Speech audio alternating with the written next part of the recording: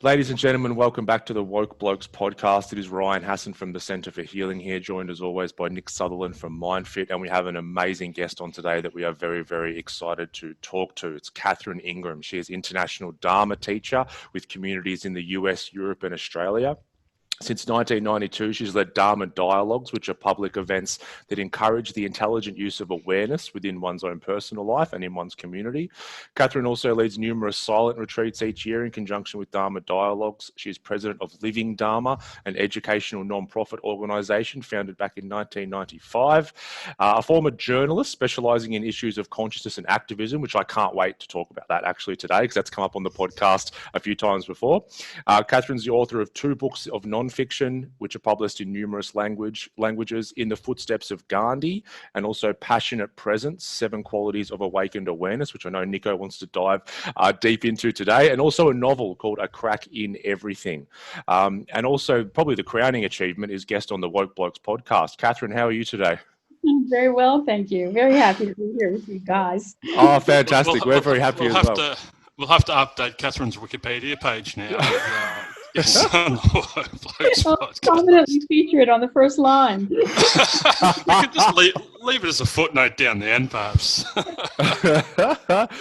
Nico, we'll throw over to you, mate, because you've championed getting Catherine on today. I know you've spoken about her to me, and that's why I can't wait to speak to her as well. So maybe just let the listeners know, what led you to getting Catherine on today. Yeah, well, it was Dumbo Feather is a magazine in Australia, but I think they're based in Victoria. I think they're actually local to the Mornington Peninsula.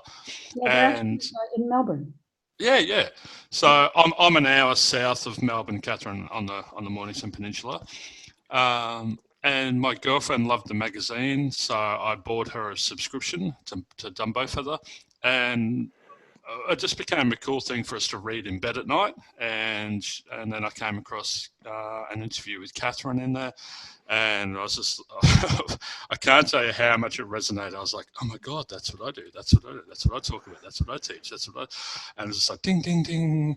And then, we looked her up and found the couple of books that she's written. So we purchased Passionate Presence, the 7 Qualities to Awakened Awareness.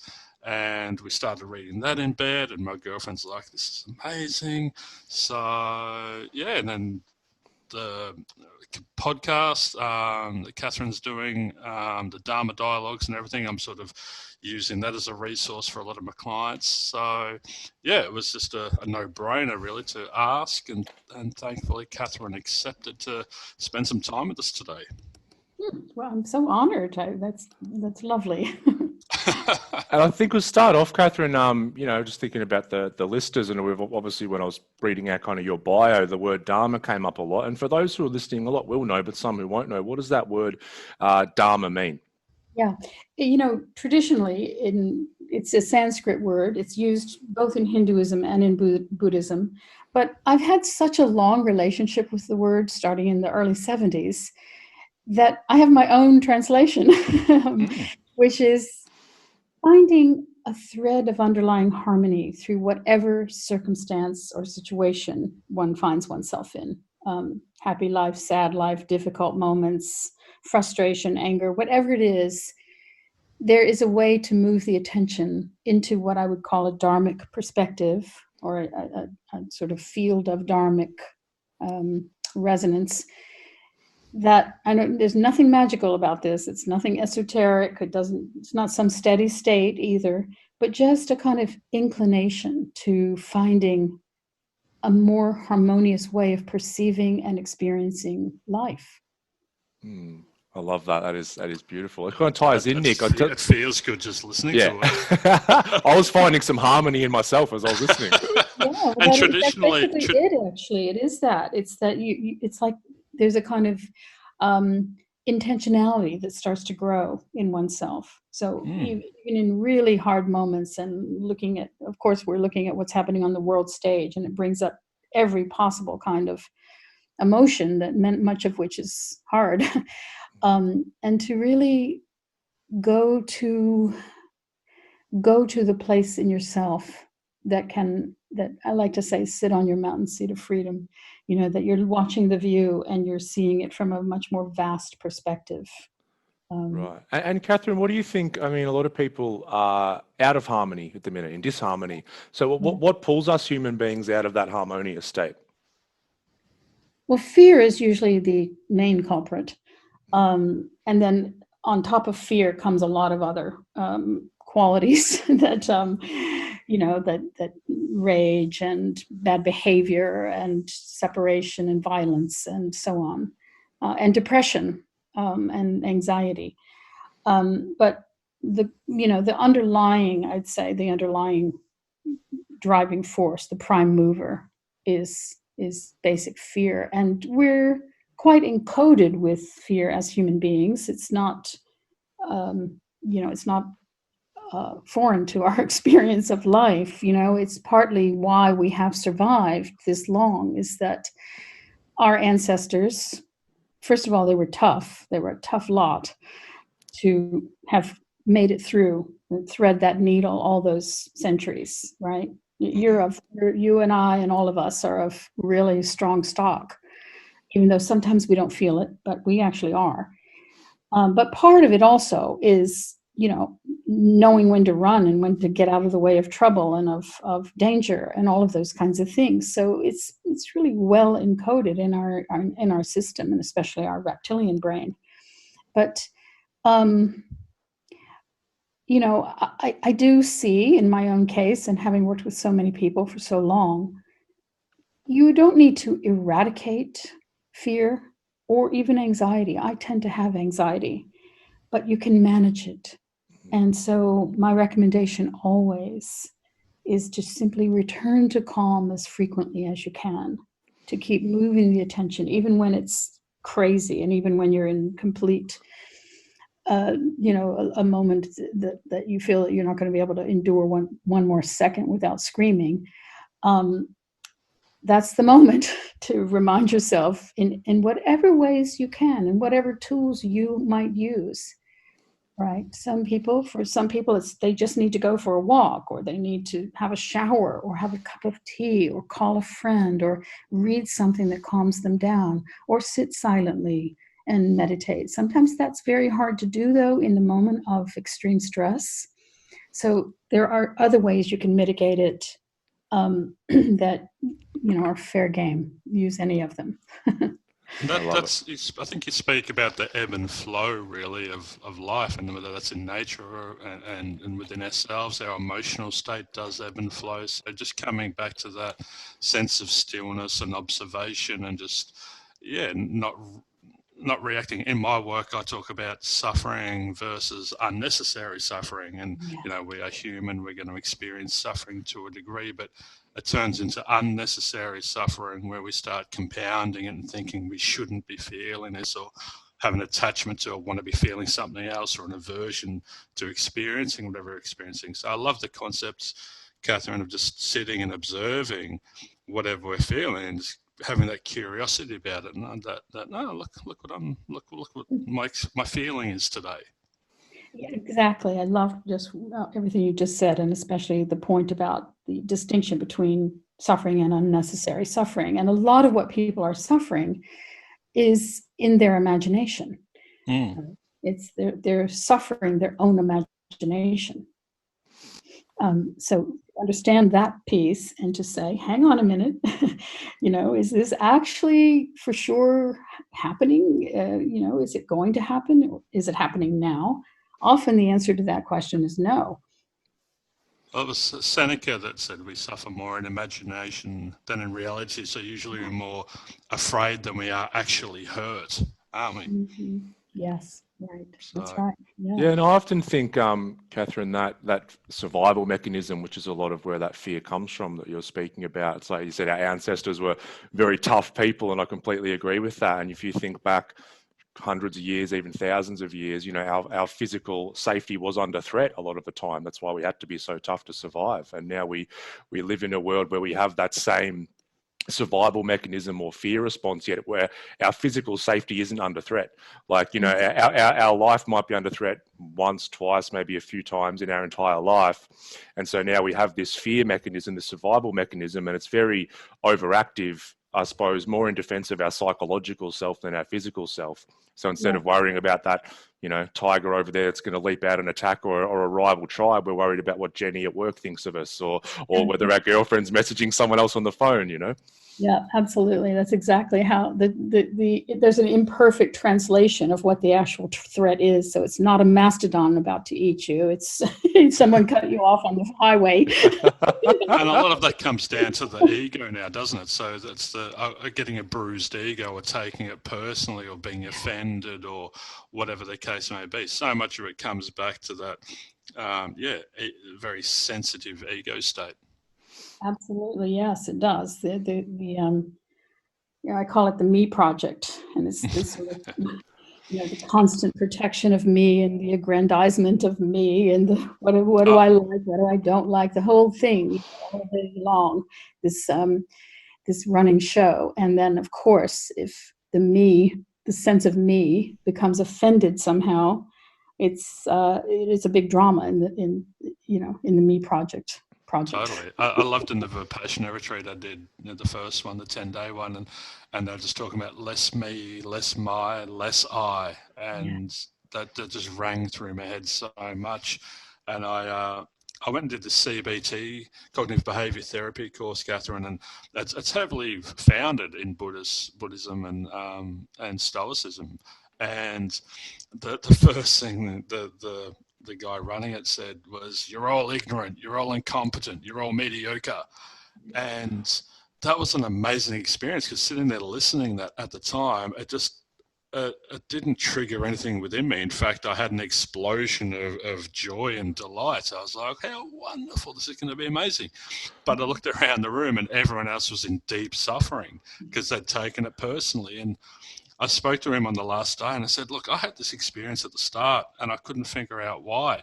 And then we understood that because of the work I'd done on myself a decade prior, I heard what no one else was heard, and that was the raw truth. That was the Dharma and the logic. It was, we are all incompetent to a degree. We are all in ignorance. We don't know everything, and we are all mediocre. We can't all do everything. So I took it as that raw logic, where everyone else was sort of. Yeah, it kind of takes the pressure off, doesn't it? It really does. Yes. It was so curious to experience it firsthand without realizing what was going on, and to discover it later. Well, you're evidently a natural, because that is the way that one would experience those words. If you could just see clearly, is, yeah, of course, you're off the hook. You don't have to present somebody to the world.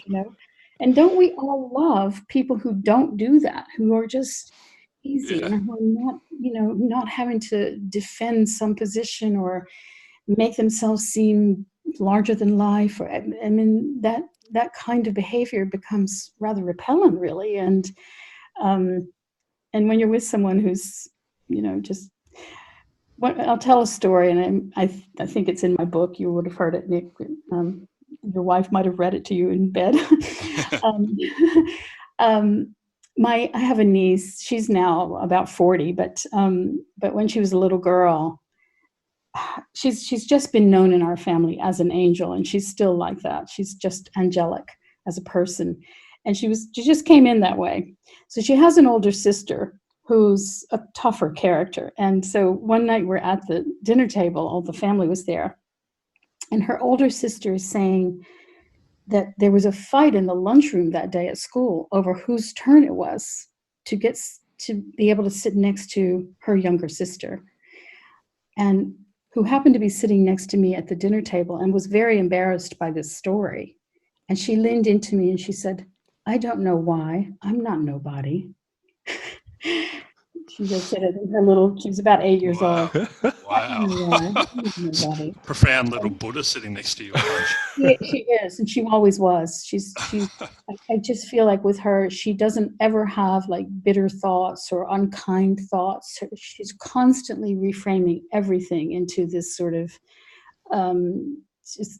sweet perspective. And she's not ignorant about what's going on either. She just has a different frame. So yes, that's a story from our family life. But of course, that's exactly why people wanted to sit next to her and why people want to be around her, you know. And that harmony that you spoke about earlier, I think saying I don't know and admitting your ignorance, and people hear ignorance and they take it so literally, but it's simply a lack of awareness. It's not a judgment. Yeah. And I don't know creates a really nice harmony within me, because I don't have to. I'm not under duress. I'm not in force. I can just sit there on that mountain seat, as you call it, Catherine, and just observe. And I don't know, and that's okay. Yeah, absolutely. It's kind of opening when you look at it that way, isn't it? Oftentimes when we're striving to know everything or sound intelligent or be perfect, it's a very constricting kind of energy. And I think sitting in that I don't know, it's quite open and curious as opposed to Beautiful. Yeah. And realistic, you know. Reality. You know, I mean, as we go along on these paths, we find ourselves more and more living in a mystery, you know, and that this world just becomes more and more mysterious to us, you know, and it does allow like the curiosity of the innocent, you know, and the openness to see something that you're not looking through a kind of worn out lens that is very, very occluded, right? You're seeing with fresh eyes when you're living in a mystery, because you don't have a story as to what this is all about. You realize there is no story. But we love making stories as humans, don't we? Yeah, we do. And it goes against human nature. I see so many clients come in and I have to guide them into developing a sense of curiosity and wonder. They're two words that I use on repeat. I'm just like, just be curious, just be playful, just wonder what it's like, and keep it open, as you were talking about, Hass. But Catherine, it also speaks before, you know, what you were talking about was a sense of genuineness. When we don't have to, we can just be ourselves with less me. We don't have to put up that facade, and that genuineness is one of the 7 qualities of awakened awareness in your book, that passionate presence. And when I was reading the first one, are we okay if we go through this and you sort of talk about them as we go through them? Yes, sure. So the first one was silence. And I just thought, what a way to kick off! It's such an awesome thing, because people are afraid of silence. Yeah, you didn't ease into it there, Catherine. You really went for it. I love that. Well, it underpins all the rest of them, you know. So I didn't start out with it being the first one, but eventually I realized it has to be. Yeah. Okay. So you run retreats and you do silent retreats as well, is that correct? Yeah, I studied, Nick, I did Buddhist retreats for 17 years prior to leaving the sort of Buddhist scene. And then I began leading my own retreats, starting in 92, I think. So I've been leading those silent retreats all over the world since, not lately, since we're locked down. But it's hard to be aware of anything in awakened awareness if you're talking so much, and we can only, what's the expression? I think it was, we can only learn through listening. If we're speaking, we're only repeating what we already know. So yeah, that silence is a wonderful foundation for that awareness, isn't it? Yeah, I have just found it. I always say at the beginning of the retreats, just relax. The silence is going to do all the work. That's really true. You just kind of fall into it. And what happens is, you know, insight comes and forgiveness comes and creativity comes, and you're not trying for any of that. And I don't encourage people to go there with some kind of goal, but it is astounding to watch what occurs just simply by being quiet. And it's like a mind bath, you know, and suddenly you kind of see colors differently, and you taste your food in a way that you might have as a child, in a sense, you know, like if you're a kid and you're eating a fresh summer peach, you know, and every aspect of all of your senses wake up amazingly in silence. And and it's also an incredible ground for insight and for genius. In fact, a lot of people get super creative in that context. So I do find it helpful to do it in a group, even though we're mostly entirely silent. There's only ever talking in the 2 sessions of my Dharma dialogues per day. And that's just one-on-one, me and one other person. The rest of the time, we're walking, sitting, and eating, and being outdoors together. We also go on group walks at my retreats, but all in silence. And people get so sweet. It's like it just tunes you into, the deepest part of yourselves and the most loving. So it's a powerful, tried and true over the centuries methodology for setting things aright. And I use it in my own life after all these years of doing silent retreats, either as a participant or the leader of the retreat.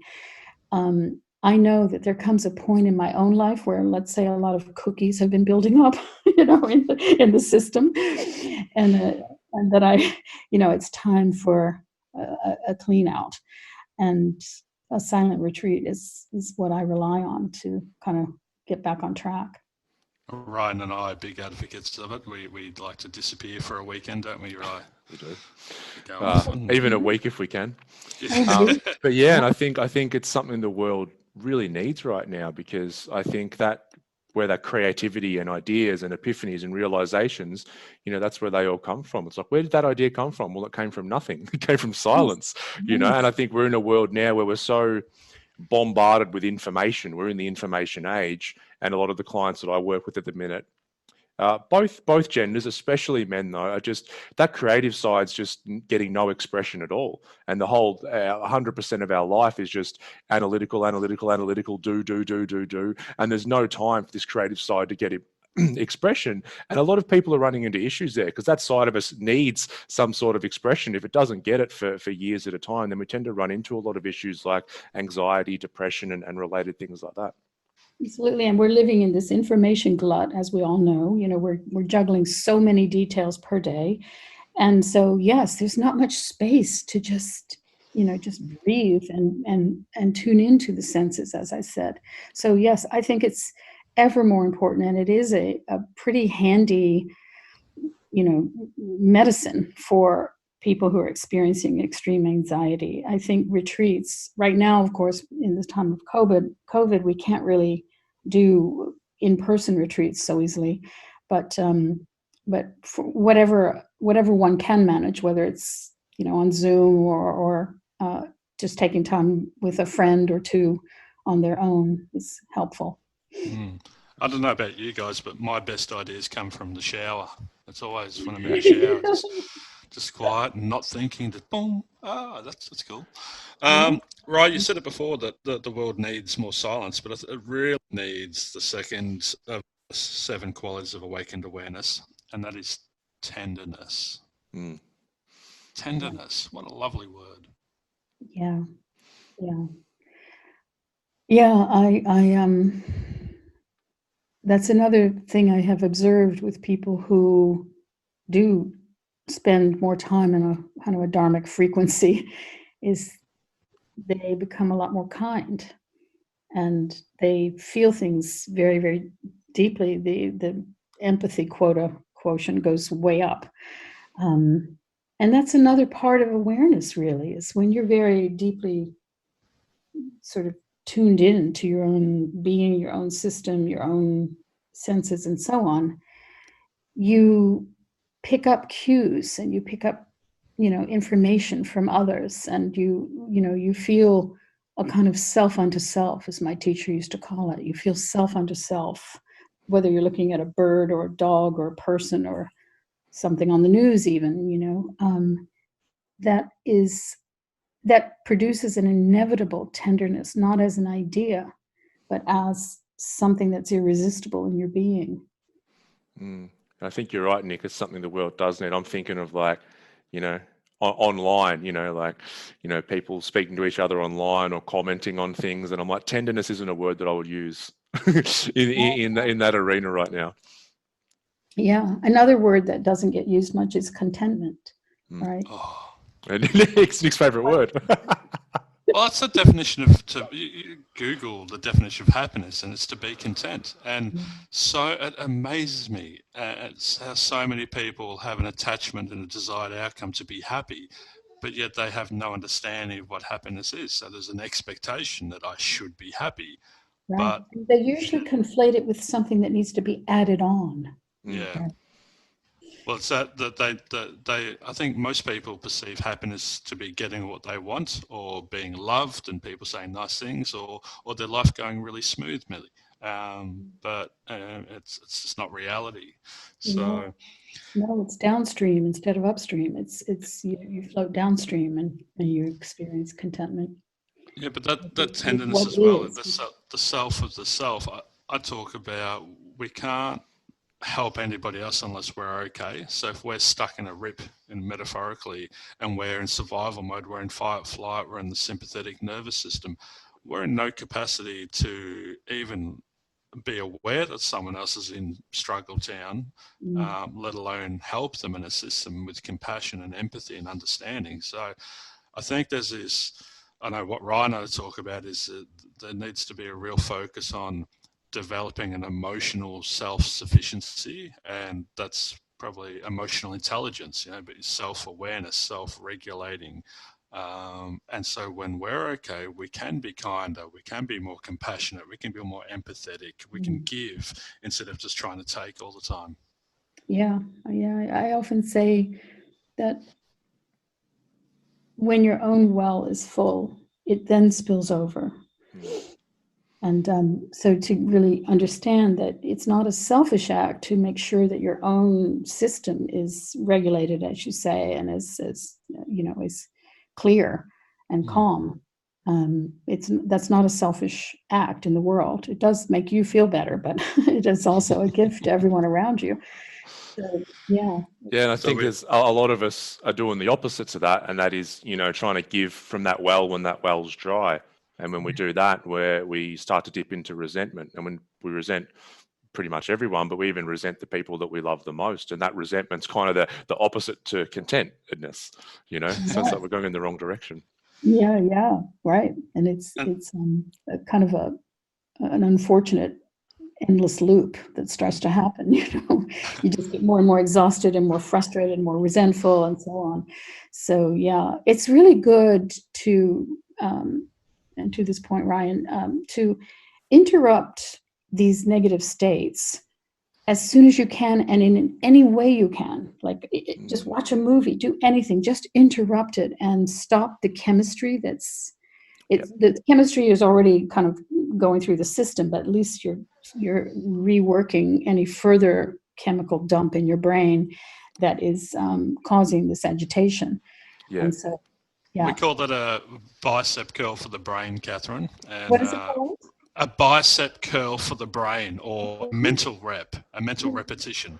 So we catch ourselves in an emotional disturbance, in anxiety, depression, or anger or guilt, and we have an awareness of it. And as soon as we realize we're feeling it, we have to laugh at ourselves, because it does, as you said, it breaks that chemical reaction, and it doesn't deepen the disturbance. We can then be in a position to, and we're laughing at how irrational we're being, really. It's like, well, I'm being a 5-year-old, I'm not getting what I want. All right, I'm going to have a laugh of that, and then I'm going to reverse, pull myself back to a neutral state, and then go into have to consciously go into more constructive thinking. And so, yeah, we get clients to do those bicep curls for the brain, which creates that resilience. That's cool. That's a great image. Yeah, it's just I think I like the rep analogy, because you do get better at it. I suppose you get stronger or build more resilience, because these feelings are they're very magnetic. It's like you have a very open awareness or consciousness, and then whenever you get some sort of disturbance, it pulls you down. It's like this, whether it's anxiety or sadness or anger, whatever it is, it pulls that awareness to like a singular point of where the disturbance is. And then if we don't catch it, we just sort of dive head first into it, and it becomes a lot worse than it could have been if we caught it early.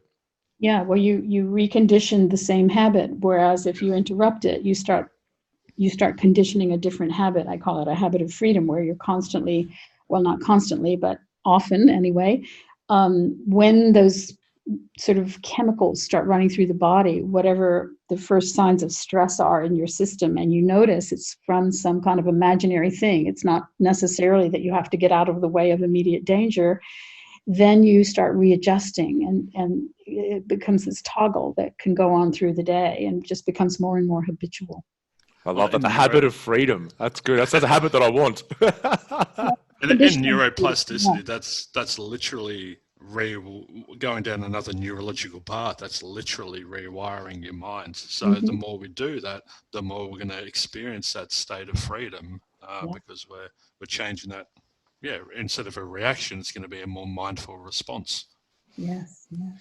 And so that takes us into the next one. So we've got silence, which is beautiful. We've got tenderness, which is amazing. But then embodiments. This is one I love as well, because so many people have these wonderful thoughts, but then they don't action it and they don't follow through. And so that embodiment is critical, isn't it? It really is. And in earlier days, in the whole sort of Dharma, spiritual mindfulness scene, there was a lot of disembodiment, frankly. So, I became interested fairly early in my time with it, wanting to see how does this apply in the world, which is why I wrote my first book. I wrote that one in the late 80s and published it in 1990, called In the Footsteps of Gandhi. And it was profiles and interviews with sort of Gandhi type leaders of our time who were very engaged in the world of activism.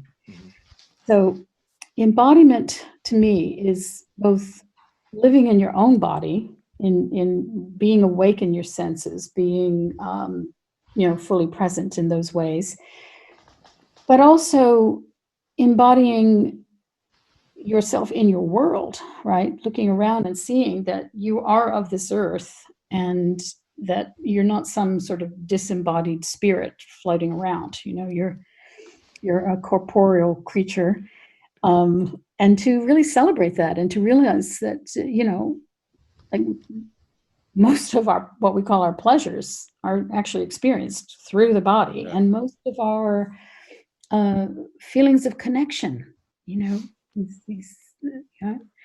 I feel a lot more connected to, the bush turkeys in my little forest here than I do to outer space, for instance. There's just something about, there's just, that we are these creaturely, fleshy things, and our senses are such a privilege, to experience. People really overlook them. Like, if you think about losing one of them, you really quickly realize that would be unpleasant and bad.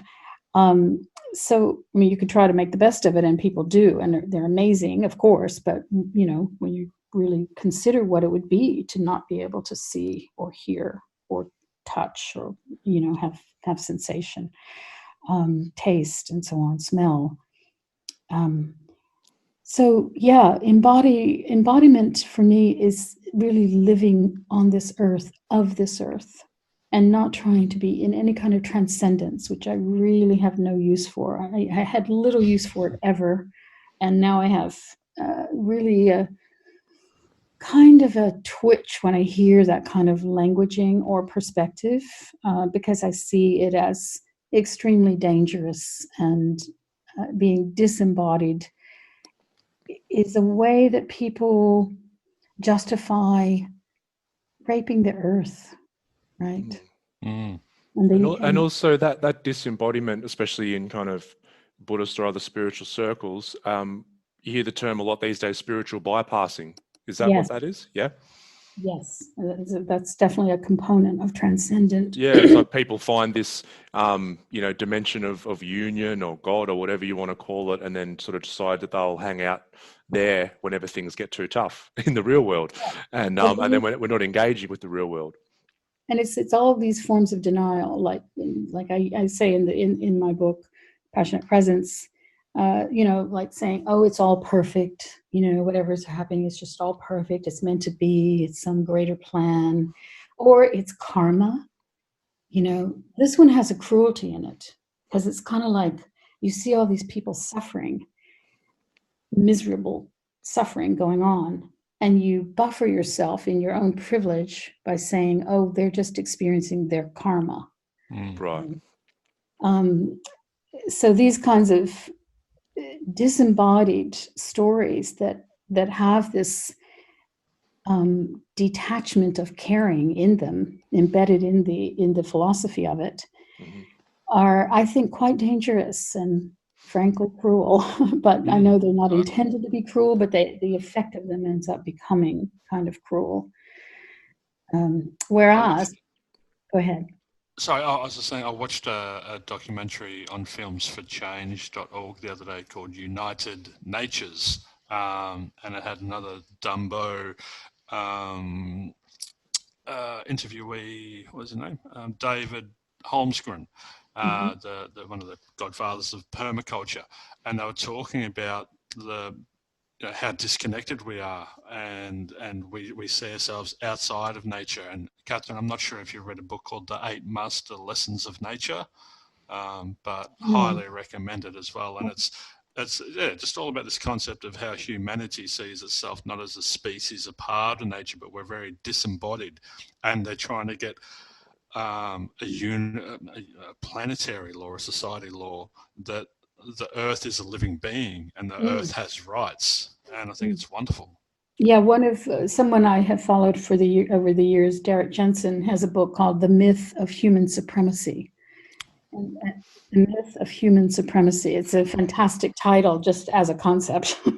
Ryan and I are licking our pens. We're both writing it down. The Myth of Humanity. Right. Yeah, and when you start to see the world through that lens, which I think is a much more accurate lens, it really calls into question so many things that that humans are up to. And I can highly recommend the United Natures. It's they ask lots of different people from different spaces. Father Bob's in there as well. Wonderful documentary. Well, I think let's talk a little bit about consciousness and activism, because we're sort of heading down this road now. It's something that I wanted to touch on before we jump into number 4 on the list, Nick. Catherine, with activism, it's come up on the podcast quite a bit with people, and obviously things that have been happening in the world. There's been, Black Lives Matter over in the US, and people, especially in Melbourne where we're from, who are just not happy about this whole lockdown thing, keep going. And, how are we best to approach activism through this dharmic lens? Because a lot of the time, what me and Nick have seen is people, I suppose, trying to fight fire with fire, or trying to pour petrol on the fire to try and put it out. So what's your perspective on that?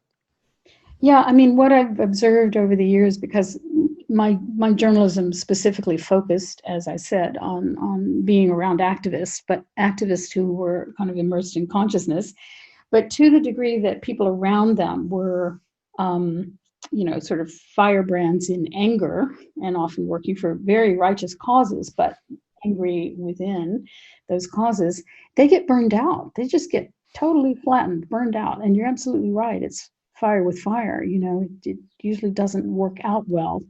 Well, anger and anxiety aren't a sustainable fuel source, are they? No, they're not. No, and people mistakenly think that they are. They think that their angry righteousness is their fuel source, and maybe it is a Kickstarter, but it's, like you say, not sustainable.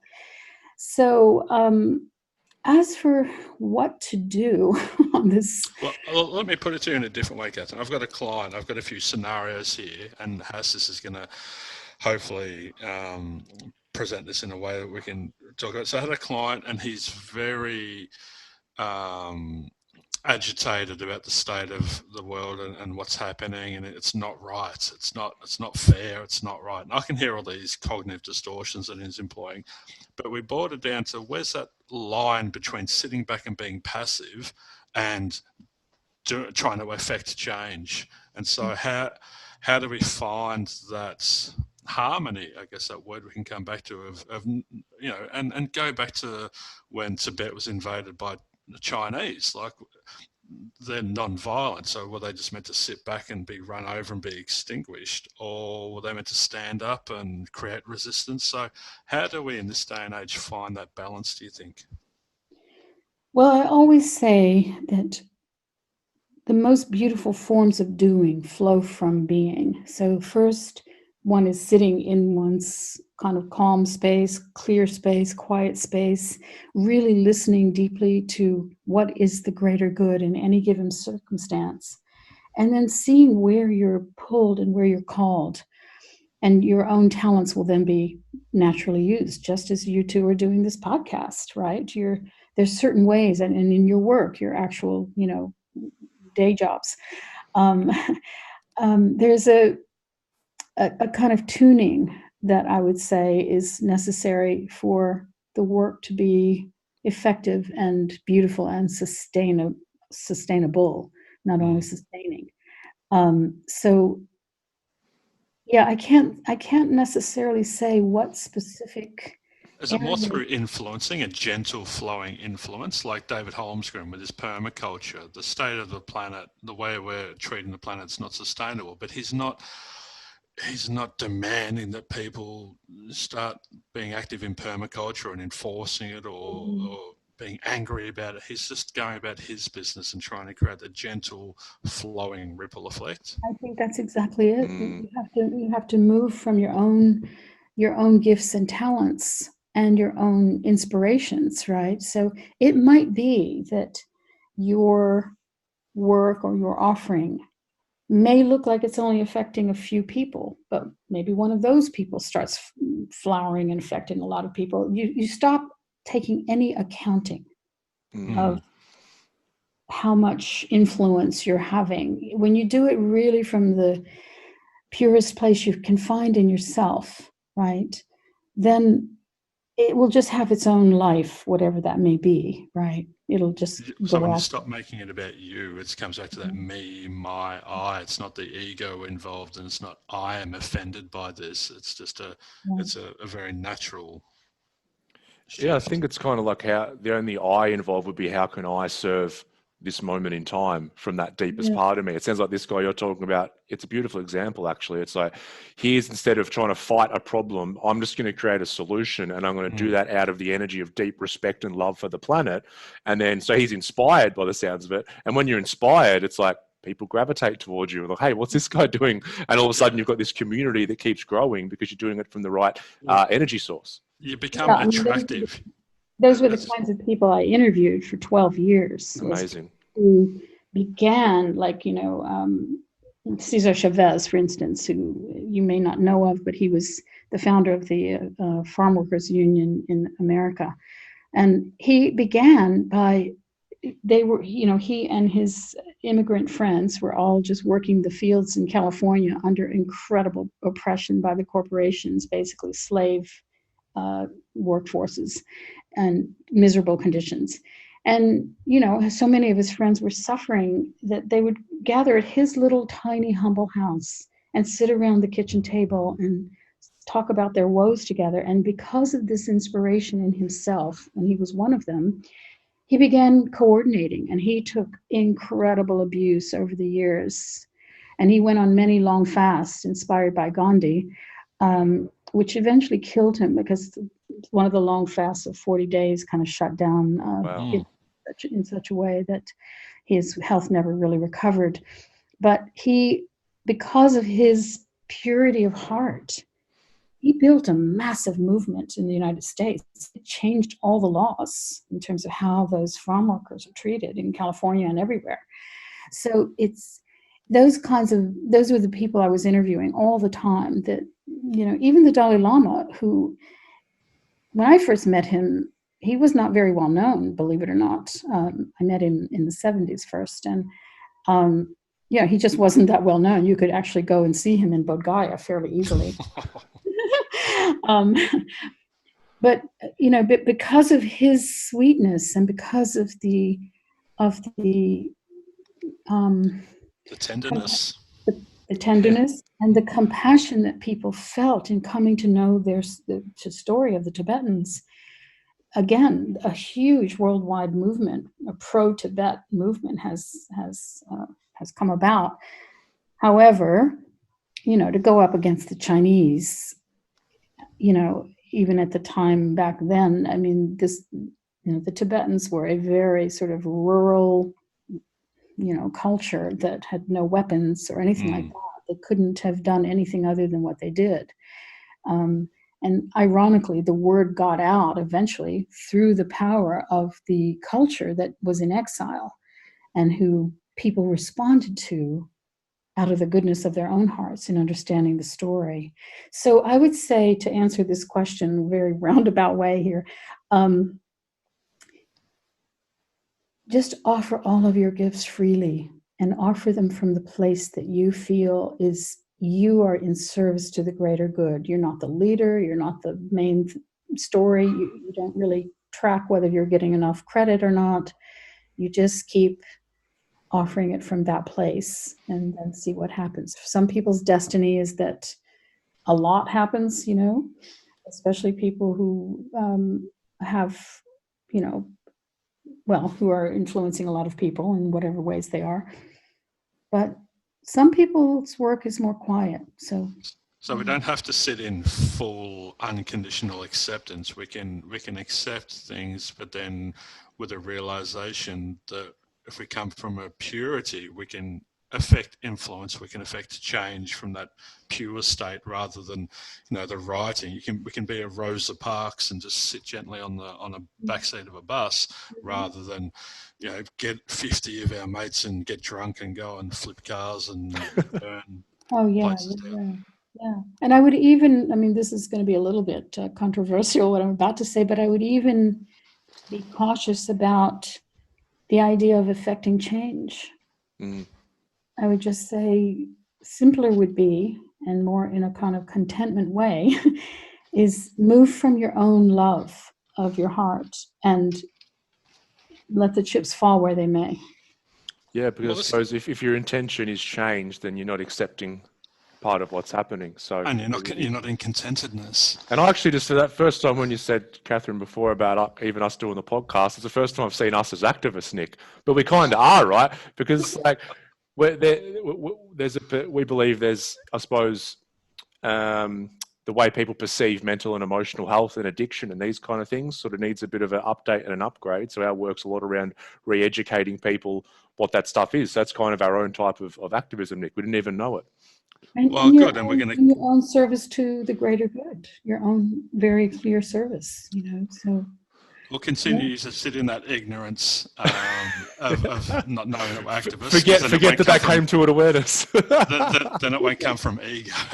So, Catherine, this may sound controversial as well, but COVID is affecting a lot of people. There is a lot of suffering. But I've had an amazing COVID, and that sounds really silly perhaps, but I've spent this time in the best way that I possibly could, and I've created a lot of growth and just really, it's been a very organic process. It's been, I've started up a mental health gym and opened up a new space, and I bought a new house, and but I hear these people as well saying how unfair it is and how it's not right what the government's doing, and they're stuck. I can hear so many people are stuck in their own beliefs of what they think should be happening, instead of this understanding and acceptance that it's impermanent. It's going to go away. Yes, absolutely. No, we're seeing really the best and worst of humanity in terms of how, some people are fully into cooperation and into acceptance of the situation and doing their very best to mitigate the suffering and to limit the number of deaths, and all of the rest of it, and then the spread and all kinds of things.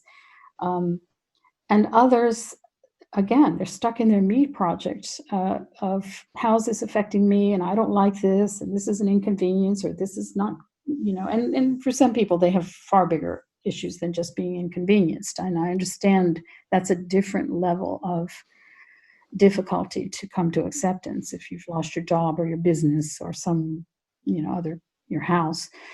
But yeah, we're seeing quite a spectrum of reactions. One of the things I'm aware of, and like you, I feel COVID is not the biggest threat we have. Actually, this is going to be put into perspective of humanity, and it's not that big a blip on the radar. No, and it's not the threat that the climate collapse is, and so it's a very different animal. And It's a bit of metanoia, Has. It's a bit of a breaking down, isn't it? And we get to rebuild something afterwards. So Exactly. And it's also exercising a bit of letting go for a lot of people in terms of, like, I have been very impressed in a sense with how quickly the world adjusted to this. Not that we're fully adjusted, but just there is a lot of cooperation, and a lot of, like, the whole world is in this thing together, and it's sort of a one subject agreement that this is a problem. It's been very character revealing, but I think now it gets to be character defining, and whether that's on a personal level or as a family or as a society or as a country, whatever level you want to go on, I think we do get to define. But as you said, Catherine, it's amazing how we have adapted fairly quickly. So why can't we do that with fossil fuels and everything else, which is a question that pops up now. Yeah, and also in conjunction with that, I was thinking that the ways that we've been curtailed in our kind of romp of having fun and getting stuff and having experiences and going out traveling and so on, we've had to let go of a lot of that, and so we've kind of exercised our let go muscles, which I think is also good for us. We didn't realize how much freedom we actually had, so we're probably taking so much of it for granted, I think. Yeah, we sure were, and that's now clear. And yet, people are making simpler choices and making do with things and fixing things on their own, like, repairing things, and all of those are all very good. So that the sense of embodiment, if we bring it back to the 7 qualities of awakened awareness, I talk about, I can't ask my clients to do something I'm not prepared to do myself. So, and there's no point just turning up and consciously understanding and interpreting the Dharma or this information. You have to live and breathe it. So we do need to embody it. But that then links into the next one, which is how wonderful you put these in order. It creates that genuineness. It creates that authenticity, doesn't it? Mm-hmm. Yeah, absolutely. That's right. Yeah, that's another component of when there is more of a quiet calm within the being, right? Like a quiet heart, you could say, even though you might still talk and sing and laugh and shout and whatever, but that there's a kind of internal quietness in general. You really do find that you don't have anything to prove, and you find the strain of having to be disingenuous, and usually that is coming with an agenda. Like, you have some kind of agenda, and so you meet someone and you're not really being yourself because you've got something that you want to collect or impress. That also is a form of wanting to collect something. Ryan and I call that having a sense of deficiency within us. That's it. Yeah, I think that concept of having nothing to prove, I mean, it's so foreign to a lot of people because we've just been, our culture, our parents, everyone brings us up this way where we're constantly feeling like we need to prove something in every single situation. And I think it's such a burden to be lifted to think, hey, I've got nothing to prove or nothing to gain by this interaction with someone. I'm just going to let it be. Yeah, and when you're living with that feeling of having something to prove, it's more and more agitating and depressing. And it's why so many of the young people... You can feel it. You can feel it. Yeah. And from such a young age, we're getting tested, we're getting graded, we're getting evaluated and assessed, and then we're getting judged to be good or bad, or for failures or successes. It's like from prep in grade 1 to, all the way up. And now with the social media, revolution that we're all living in, and the young people are getting very depressed from being on social media a lot. I mean, there's terrible numbers in that regard. Mm-hmm. And you can. So that's another thing in this genuineness of, just the simplicity of self and of just showing up, and that's good enough. I just remember the story my favorite story, I think, from your book was the Wolf Boy and the Dalai Lama. Yeah.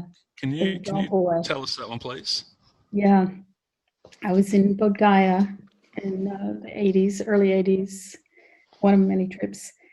Bodh Gaya, for those who don't know, is where the Buddha is supposedly to have been enlightened. And it's kind of the Mecca of Buddhism. Anyway, so I was there with some friends, Jack Cornfield and a couple of other friends. We were all hanging out.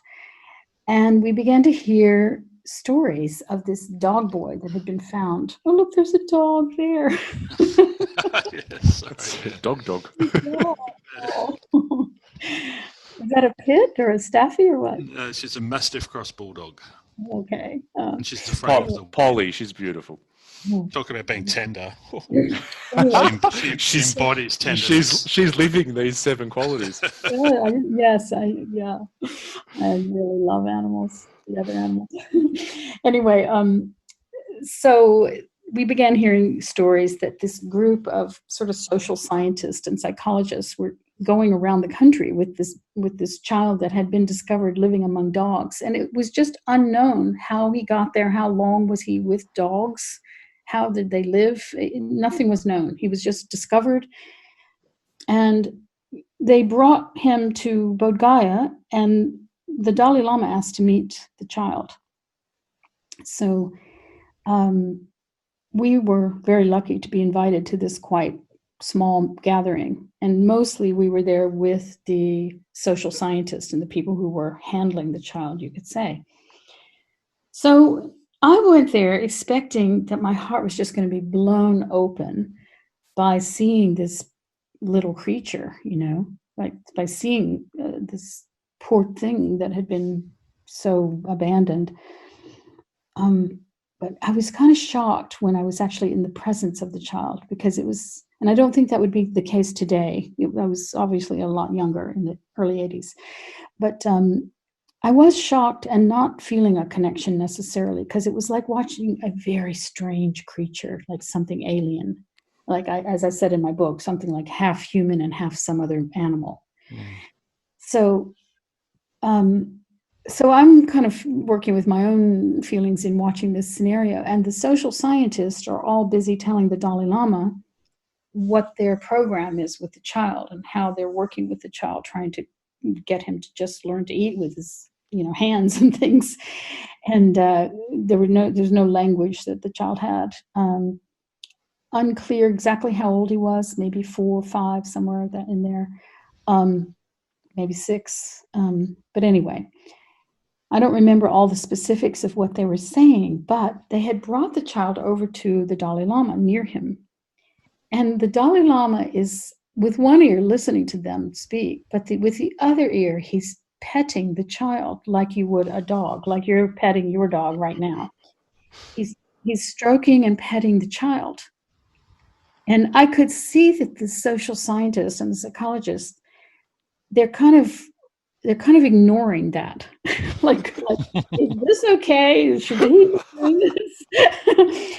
But then the Dalai Lama starts murmuring to the child and making kind of like you would doggy noises to a dog, like good boy. And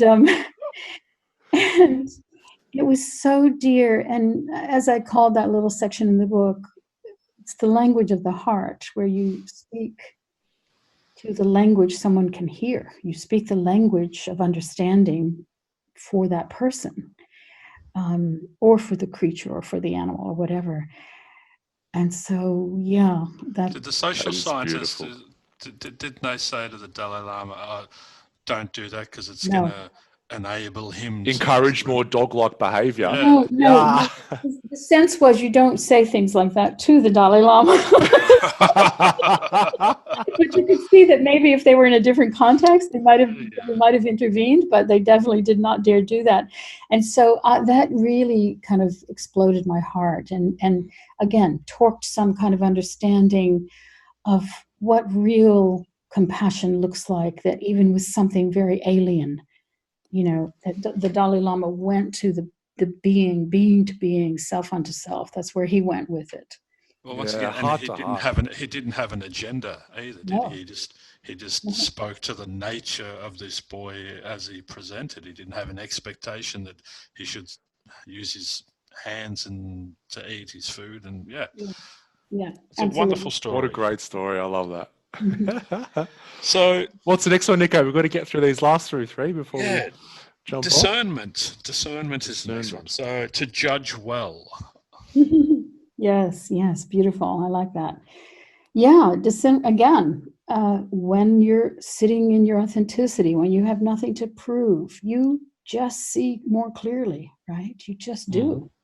When you don't see through a lens of desire or aversion or, love or hatred, whatever it is, when you're not looking through, I shouldn't have said love there, I should have said greed, but when you're not looking through a particular lens, which is clouding, then you see clearly, or you see as clearly as you hope. These are such a great progression, aren't they? Because it's like you can put discernment first, but then not if we get silent first, and then we become tender, and then we become genuine, authentic, and all of a sudden our discernment, we have so much more clarity. Yes, yeah, and that takes away as we talk about when someone says I can't see straight or I can't think clearly, when they're in a blind rage, all of the semantics throughout that speak of that mind that is bent out of shape, the cognitive distortions that are being employed. So that discernment, and it comes back to the eightfold path, right speech. That clarity is paramount, isn't it? Yeah, and also to the point about the neurology, there's a lot of good evidence that in stress and in anxiety and in depression and all those kinds of negative chemical experiences, you really cannot think straight. It does impair your cognition. Yeah, no, but blood flow to the prefrontal cortex gets shut down. And also when we make a decision, it will be based out of what potential threat or fear scenario is going to happen in the future. So it's kind of, and then also infatuation is the other side of that. If we make decisions when we're in an infatuated state, it's just the other end of the spectrum. Yeah. And so we want to be in the middle there. Yes, that's right. You want to be in the clear state. Having that clarity allows us to shift into the sixth quality of awakened awareness, which is delight. Delight. Yes, exactly. Yeah, delight. And it's and that's another thing that's so wonderful in the retreats is, sometimes people will arrive kind of, grim from the world and grim from their jobs and their relationships and their dramas. But within a couple of days, it's like you're at kid camp, you're just just so happy. And so, light in their being. And because people can get very heavy with this personal development journey or this self-discovery, it can take a great toll on their lightness because they get addicted to it, and I have to be better, I have to improve, I have to stop suffering. Which is like making more money or having a bigger house. It never ends. No. Yeah, my teacher used to say it's like being a beast of burden driven by a madman. Yeah. Wow. Okay. Yeah. That's good. I like to think. Go get that now. Go get that. Right. I love to think that there's a Jamaican waiting for us when we reach enlightenment, and he says, "Welcome to delight. Welcome to enlightenment." That's so bad. That's just how I see it. Like we disappear in a shower of glitter and rainbows and unicorn tears, and there's this Jamaican there. Welcome to delight. Welcome to delight, man. You're in delight. You're in delight, man. Yes. Well, and also the other nice thing about it, though, is that it tamps down fear in others when you have that kind of buoyancy, and it's not kind of based in some sort of goofy belief system, but rather that it's just your natural way of being, that there's a lightness, and it kind of is catchy. Yeah. I call it I talk about terms of irrational belief, but I'm going to change that word to a goofy belief system. I'm going to borrow that if I can. It's so much better. It is, isn't it? You goofball. You're such a goofball. Look at like you. You're tripping over your own belief systems. So if we're hanging in Jamaica and being in delight, then we can shift into the seventh quality, which is wonder, a sense of wonderment. Yeah. Yes, wonder. Mm-hmm. Yeah. How do we wonder? Well, it's to what we were speaking about before, the living in the mystery, and that, more and more you feel very surrendered to not knowing and not needing to know. And so then you're in a natural wonder, and you can listen to anyone speaking and kind of have this openness to hearing what their view is. And as you get older, I can tell you from this vantage point, grasshoppers. I'm 82, Ryan's 74. Oh, wow. It's a good skincare I routine. enjoy your program, I tell you. I need to do what you're doing. It's delight. Make us younger. We shower and delight every morning. It's working. Anyway, you do get so much more humbled over time in the things you thought you knew and the opinions you had, and more you're just happy to just let it all live in wonder and really look at, like when I look at the night sky, for instance, it just reminds me actually of, wow, this is quite a show, and who knows about any of it? We know very little with our monkey minds. Is there a bit of an oxymoron in play here, Catherine, with the concept of awareness, but also I don't know? So there's that, because we can talk about ignorance is bliss, and people who don't know they're in suffering, I don't have a problem, and so their ignorance of the fact that they can do other things. But then on the other end of the spectrum, there's the I don't know. So can we play between the two? Yes, I think there's a coexisting kind of experience there, in that there are certain things experientially, right? You've experimented with truth, as Gandhi called it. His story of his autobiography was called The Story of My Experiments with Truth. You made your own, I've made my own. There are certain things we can say we do know from our own direct experience. Whether we continue to adhere to that same way of perceiving is anybody's guess. Like I said, I used to know things that I don't know anymore. but there are certain things that did last in terms of my experience that has maintained consistency. And so I would say the way we're using awareness is a little bit different, in that it's not so much awareness of facts or of specifics or of history or even personal history, right? But rather, intellect. That's right. It's a different type of awareness that we share with all the creatures, right? They all have their own versions of awareness, Well, I've got one final question for you, and thank you for that summary. That made perfect sense, and I'm still aware of how much I don't know. I went to get a massage one day, and I was driving in the driveway to the place, and I saw a wallet on the side of the road, and I stopped and I picked up the wallet and I took it in and I opened it. It was about $1,500 in the wallet, and this was probably 7 or 8 years ago. And I went into a little bit of a state of anxiety. I'm like, oh God, is this karma? If I keep it, am I going to, store some karma, or is it the universe actually going, here, Nick, you deserve this $1,500? And I got so stuck and I didn't know what to do. So I just took it to the police station. I threw it at them. I said, here, I found the wallet, take it, get rid of it. And so how does, and I hear similar stories to this, how does somebody know whether karma is involved, or whether it's the universe gifting them something? Do you have a thought on that? Well, as you may have inferred when I said I'm really not a fan of the idea of karma anymore. I used to like it long ago because it kind of leveled the playing field, made everything just, and I had a big thing about justice and all this. But what I would say is that you have to live with you, and you have to sleep at night. And anything like that would likely cause a kind of niggling, rumbling in one's being and in one's mind.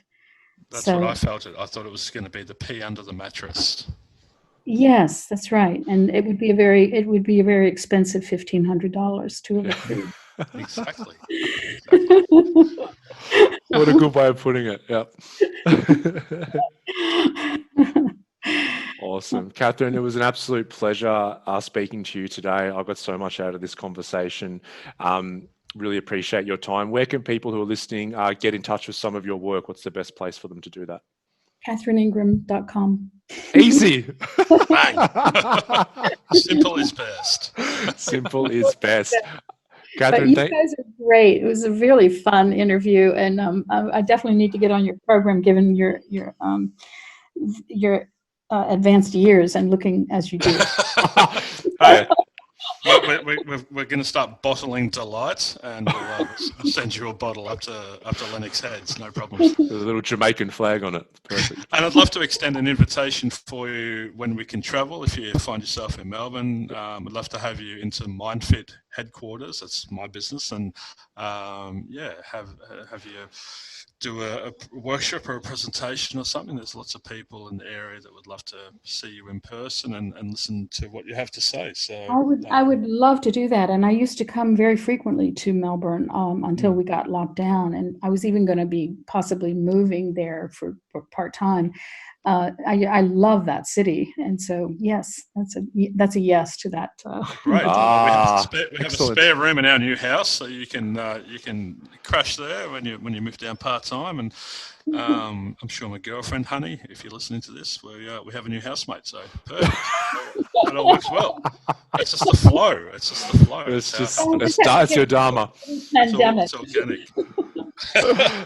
Catherine, thank you so much for joining us today. We really appreciate you and all the work and the teachings that you provide, and we'll speak to you again soon.